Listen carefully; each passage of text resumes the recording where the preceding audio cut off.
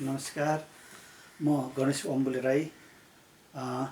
आज मिति 2078 साल जेठ 11 गते, भोलि 12 गते, जेठ 12 गते किराँत जातिको उभौली चाड हो।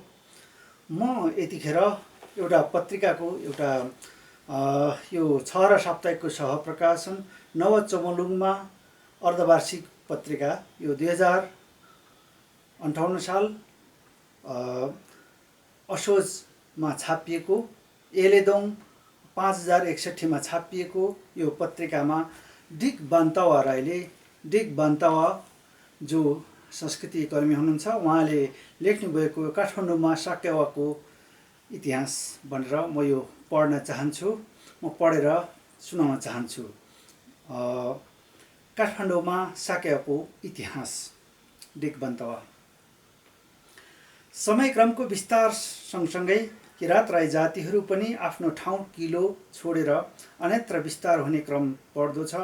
यसो हुनुको मूल कारण विभिन्न भए पनि यसलाई कम्तीमा आफूभित्र सामयिकी हुनुको क्षीण इच्छा वा त्यसको प्रभावकै द्योतक पनि मान्न सकिन्छ। किराँत खम्बु राई जातिहरू आज संसारको करिब सबै ठाउँमा पुगिसकेका छन् र आफ्नो स्थायी वा अस्थायी बसोबास आफ्नै खाले किराँती जीवन निर्वाह गरिरहेका छन्। समयको बहावले आज झन किराँत खम्बुहरूलाई आफू र आफ्नोपनतर्फ फर्किन सघाउ पुर्याइरहेको छ। यसले समयले मान्छेलाई आफ्नत्व सिकाउँदो रहेछ र मान्छेको सांस्कृतिक विचारलाई प्रौढ बनाउँदो रहेछ। यी कुरा स्थानान्तर हुन पुगेका किराँत खम्बुहरूका बीचको साकेवा प्रेमले स्पष्ट पार्दछ। आज खम्बुहरू जहाँ हुन्छन्, साकेवा पनि उनीहरू सँगसँगै हुन्छ, किनभने साकेवा मात्र यस्तो सांस्कृतिक निधि हो जसले समस्त खम्बुहरूलाई एक ठाउँमा गोलबद्ध गर्दछ। त यस्तो एकमात्र सांस्कृतिक मूल्य स्थायी विरासत बिस्तारै मान्छेहरू सँगसँगै यसरी स्थानान्तरण हुन पुग्यो र कसरी यसले एउटा अपरिचित र बिरानो ठाउँमा आफ्नो अस्तित्वको लागि सङ्घर्ष गर्यो। यस्ता कुराहरू आम किराँत खम्बुहरूको लागि चासोको विषय हो र यी विषयहरूलाई पूर्ण चासोकै रूपमा हेरिनुपर्छ। यदि ऊ कुनै खम्बु समुदायको सदस्य भएर कतै स्थानान्तरको रूपमा साकेवा नाचेको छ भने, आज काठमाडौँको बस्ती र सहरहरूमा जुन भव्यताका साथ साकेवा नाचिन्छ र यो नाचिनु भव्यता जातिको महत्त्वपूर्ण छ, त्यत्तिकै महत्त्वपूर्ण कुरा यसको बिउ काठमाडौँको बिरानो भूमिमा सर्वप्रथम कसरी रोपिन गयो यो बुझ्नमा पनि छ, किनभने यसको पछाडि एउटा साहित्यिक सङ्घर्षको कथा जोडिएको छ। मोरङको बाँसबाँधमा 2020 सालतिर स्वर्गीय जुद्धबहादुर राई जिम्मेदारको नेतृत्वमा सर्वप्रथम साकेवाको बिउ रोपिँदा के स्थिति सहज थियो होला। त्यसरी नै धरान रत्नचोकमा 2021 सालमा श्रीमती शोभा राई, श्रीमती न्याहुली राई लगायतका व्यक्तिहरूको सक्रियतामा साकेवा सुरु गर्दा निकै कष्टप्रद स्थिति थियो। आज तिनै सङ्घर्ष कष्टताका बिउहरू झ्याङ्गिँदै गएर साकेवा फैलिँदो रूपमा दार्जिलिङ, सिक्किम तथा हङकङमा समेत मौलाइरहेको छ। त्यसो त प्रत्येक नयाँ वर्षको सुरुवातले किराँत खम्बु जातिलाई एउटा गर्विलो महान पर्व साकेला तोसी बोकेर आइदिन्छ। उनीहरूमा नयाँ जोस, नयाँ हौसला र नयाँ फुर्तीपनको रक्त सञ्चार हुन थाल्दछ। सबैको मुखले एउटै शब्द निकाल्छ, साकेवा आयो। हो, यसरी नै साकेवालाई प्रत्येक खम्बु जातिले आफ्नो मनमा ओथारिरहेका हुन्छन्। विभिन्न कारणवश आफ्नो मूल थलो छोडेर अन्यत्र गई बसोबास गरिरहेको होस् वा आफ्नै थलोमा बसेर साकेवाको प्रतीक्षामा जीवन छुट्याइरहेका होस्, साकेवा भन्नासाथ उनीहरू एउटै पङ्क्तिमा आबद्ध हुन आइपुग्छन्। अर्थात् यसो भनौँ, जहाँ ती जातिहरू पुग्छन् त्यहाँसम्म नै उनीहरूले आफ्नो प्यारो संस्कृति लिएर गएका हुन्छन्। आजकल जब आवश्यक समूहको साङ्गठनिक रूपमा रूप भेट्छन्, तब उनीहरूको आफ्नो संस्कृति हाँक्ने आँट कसिहाल्छन्। माथि पनि अलिकति कुरा कोट्यायो। केही वर्ष यतादेखि राजधानीको सहरको विभिन्न स्थानमा साकेवा सुर्किरहेको छ। खम्बु जातिको अति उच्च कोटिको सांस्कृतिक पर्व कहिलेदेखि काठमाडौँमा सहरमा रोपियो, कोद्वारा रोपियो र यी प्रश्नहरू अहिले गौण भएका छन्। जुन दुःखद कुरा हो, सम्भवतः किराँत र यायुखाको केन्द्रीय पद कतिपय भद्र सदस्यहरूलाई समेत यति कुरा हेक्क नहुन सक्छ।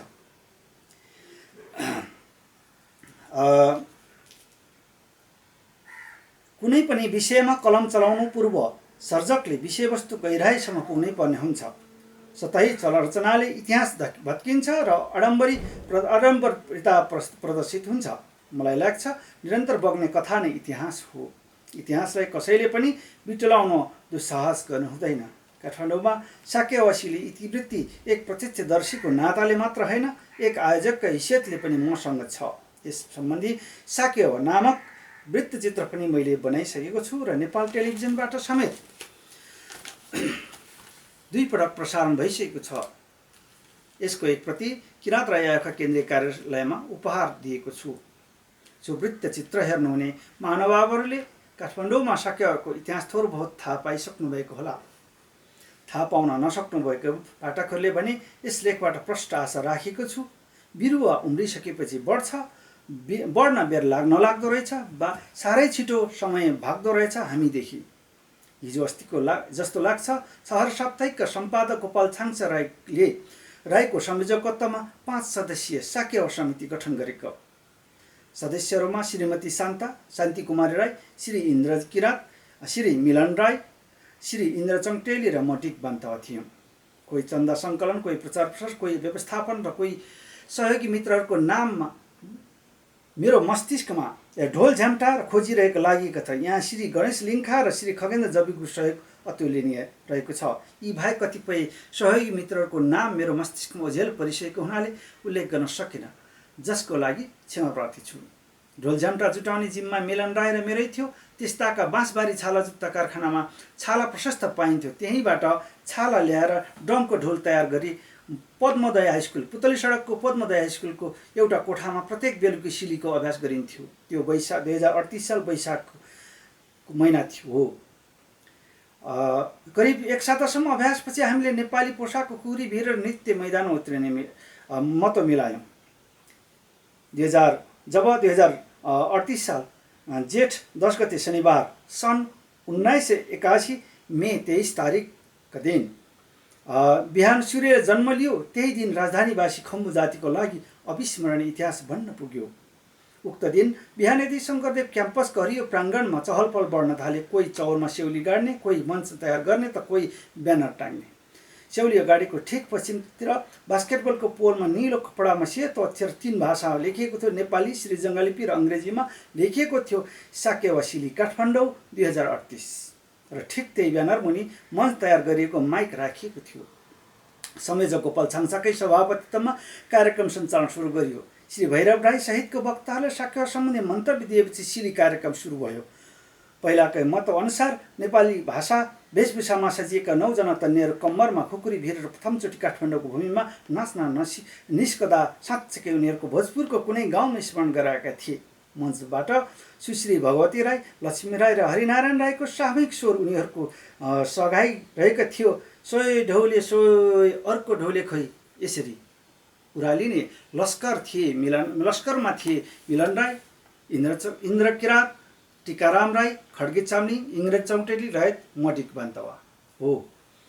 यही 38 सालको जेठको महिनामा हामीले खम्बुवानको आँगनमा फक्रिएको शाक्य एउटा बिउ काठमाडौँको भव्य सहरमा रोपिदियौँ।